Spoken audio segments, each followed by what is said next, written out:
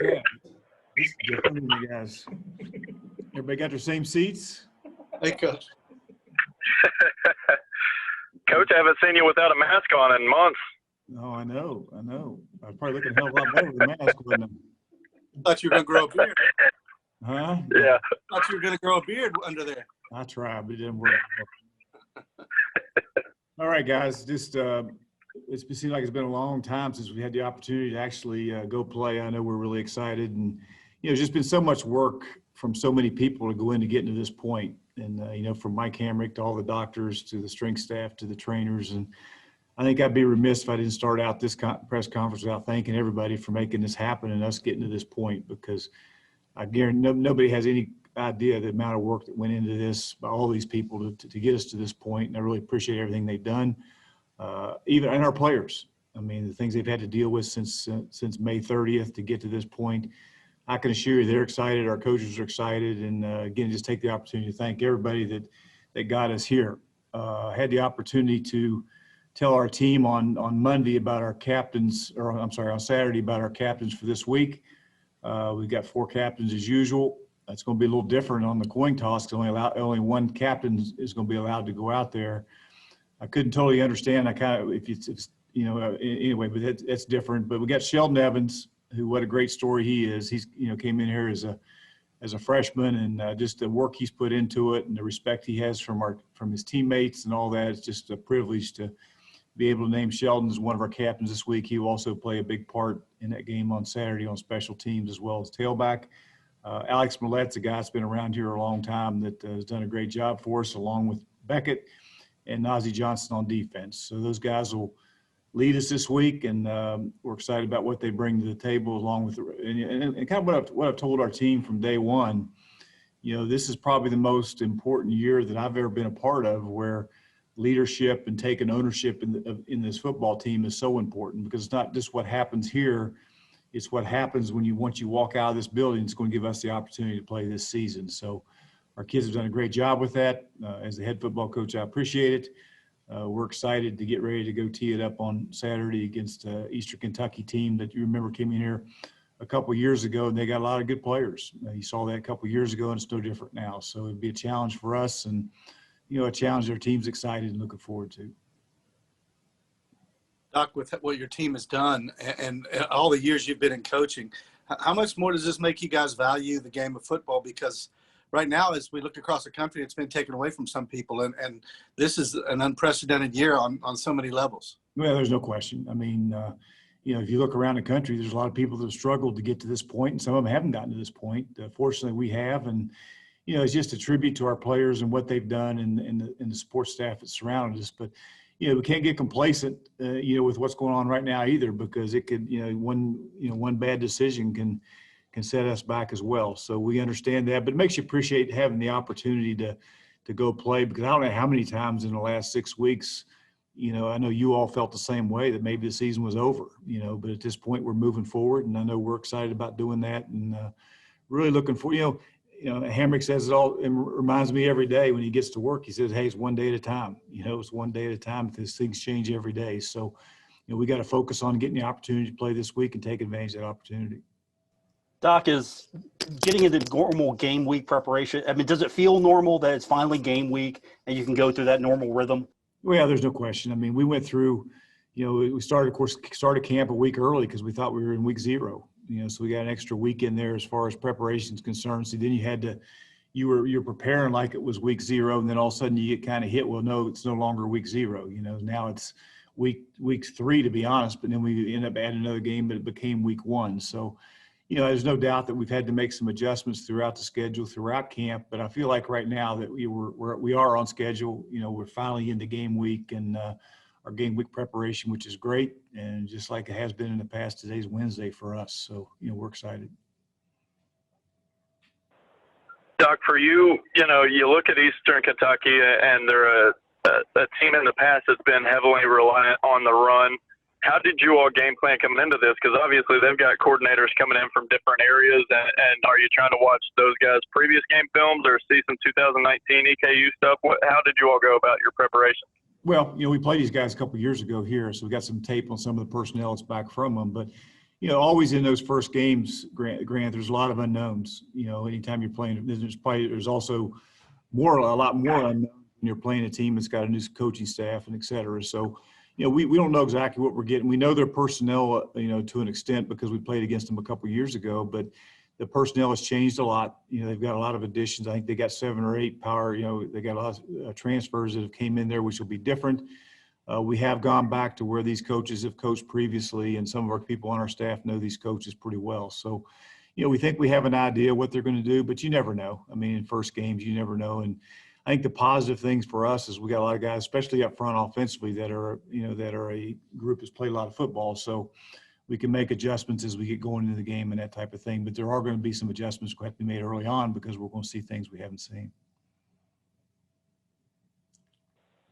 Well, and you look at a guy like Derek Pitts. He's a guy that, plays really well against the run. We've seen that in practice coming in. What does he bring to your all's defense, especially against a team like Eastern Kentucky that is going to try and run the ball a lot?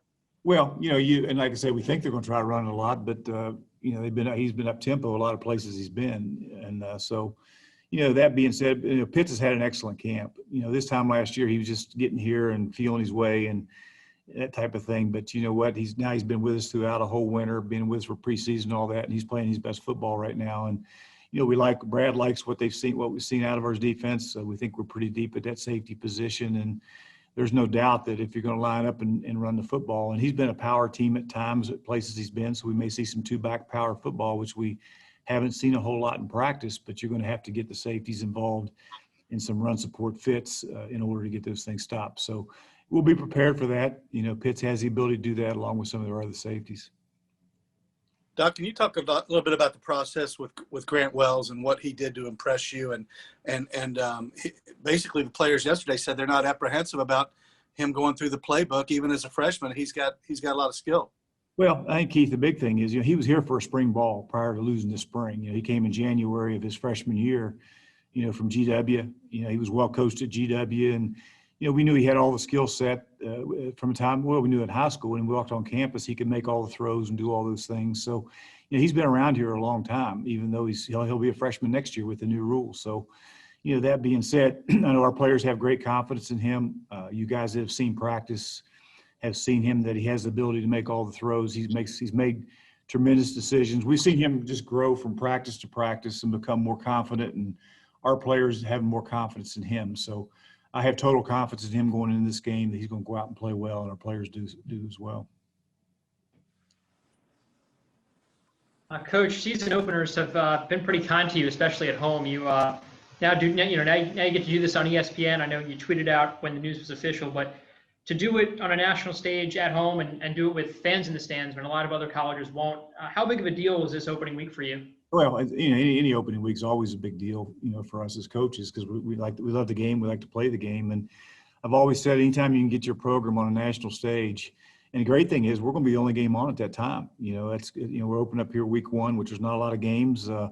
That being said, it's on a national stage. It's going to be a lot of fun for our players. They look, from the time they're growing up, they look forward to playing on stages like this. It's going to be great for our school. It's going to be great for our football program. It's going to be great for our community. So, and then you add, there's a lot of people that aren't playing with people in the stands. So you add, our fans in the stands, and it's going to be exciting for all of us. And we're looking forward to it.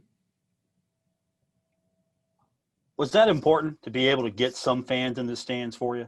Well, I don't think there's any question that, our kids love playing in front of the fans. And, I'm sure there's a lot of fans out there that want to get back to a little bit of normalcy and just get people in the stand and just actually have somewhere to go and go to a football game. It's kind of going to be a unique thing to have the opportunity to go to a game and, on a national stage and national TV and have the opportunity to do that. So I'm sure our fans are excited, they have the opportunity to show up as well. So I know our fans are excited. I know our players are excited. And, in our case, Saturday can't get here quite quick enough, but we got a lot of work to do between now and then.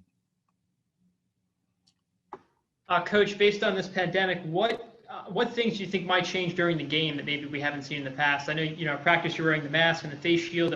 What changes do you think might come for college football this season? Well, I don't know. The face shield thing, we're still debating on whether or not those are going to be worn on Saturday. There's a lot of people are not wearing those. There's a lot of people aren't wearing shields. I know we've worn them since day one of practice, and had great success with them. So we'll see where that goes between now and Saturday. But I don't think, a whole lot's going to change. The mask thing, and I know the people in the stands are going to have to wear masks, and that's a good thing. I mean, they got to show up and wear masks and do the right thing so we can, the thing we don't want to do, we want to continue the season. I mean, we got 6 home games. I want to play all 6 of them, and so in order for, we got to do whatever we can do as a football team and as a fan base to put ourselves in a position so we can play Saturday, but then not only Saturday, we can play again 2 weeks down the road when App shows up, so we sure don't want to set ourselves back by not wearing a mask or doing something that we have total control over. So we're going to do everything we can possibly do, which we've done since day one,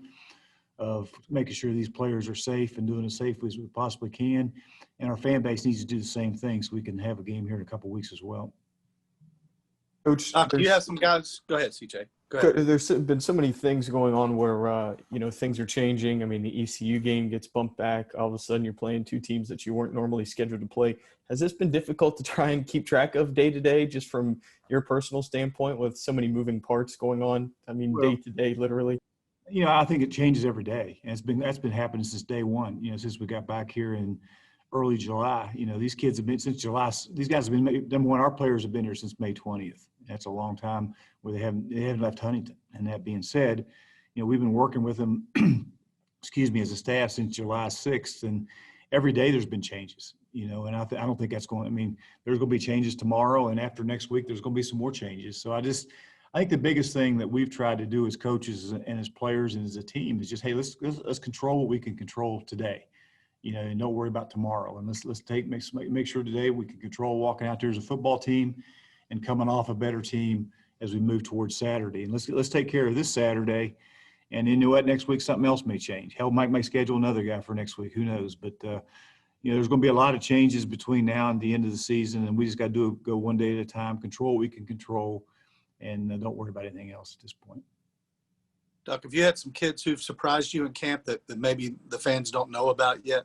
Well, I think we've had a lot of kids, that the fans are going to see for the first time on Saturday, because there was no spring ball. Normally they could come out in the spring game and see some newcomers. We got some linebackers, Bo Plan and Charlie Gray, and a couple new guys in the secondary. They're playing extremely well. We got some receivers we like. We got the Woodyard kid from Nebraska is a guy that's extreme. You're gonna like watching him run. I mean, he can flat fly. And Shadid Ahmed, the other receiver, it's a junior college kid, came in. We like a lot. So, and you're gonna see the improvement of the other young players that played a year ago. Especially that receiver position. A year ago, we played with a couple true freshmen, and we had a lot of injuries there. Those guys are back intact. You guys that have been in practice can attest to this. We like what we see at that position. And of course, Knox and Sheldon in that running back room, we like a lot. The offensive line, most of you guys have seen all those guys, but defensively, we got some new faces. So there'll be a lot of new faces running around out there that our fans will get to see for the first time. And actually, as coaches, we get a chance to see for the first time in a game situation, including that young quarterback who we've got great respect for and we like a lot. Doc, the kicking battle. I know that you and I touched on this the other day, but you look and the Cherokee kid has come in and really battled for kickoffs and place kicking duties. What have you liked from him the most, and what's that going to come down to the next 3 days as you all are in practice? Well, we had him in camp, and we knew he was a talented guy that had a great leg, and unfortunately he was out for a couple of weeks there in camp. And that being said, he missed some time, and Coochie, we like both those guys. And I don't know who's going to kick Saturday at this point right now. I don't know that, but we like what both of them have done to this point, and we'll figure out Saturday who's going to kick and go from there. But I like both those guys, and I wouldn't have any problem kicking either one of them right now at this point. Coach, how about this whole process? Normally we interview you in the press box. Now we're here on Zoom. Did you ever think it would come to this? No. I've learned more about the computer in the last 6 months than I have my last 60 whatever X number of years. So that being said, it's a good thing I got my staff, Jason, all these guys, because they got to figure all this out before I get in here and get it all fit and get on here. So it's different, but you know what though, it's been good. I mean, we've actually had a lot of what we're doing here right now. We spent a lot of time with our team in meetings and coaching them up and doing all those things. So I think there's a lot of things right now that we found out as coaches that we can do. Every meeting we had in the evening during our camp was done on Zoom meetings. While they didn't have to come back over here, we just did it wherever they were. So there's a lot of positives, from a recruiting standpoint. and those type of things that we've taken out of this, that we've learned from this pandemic, that we can help us as coaches and help us get kids ready to play and help us in the recruiting world.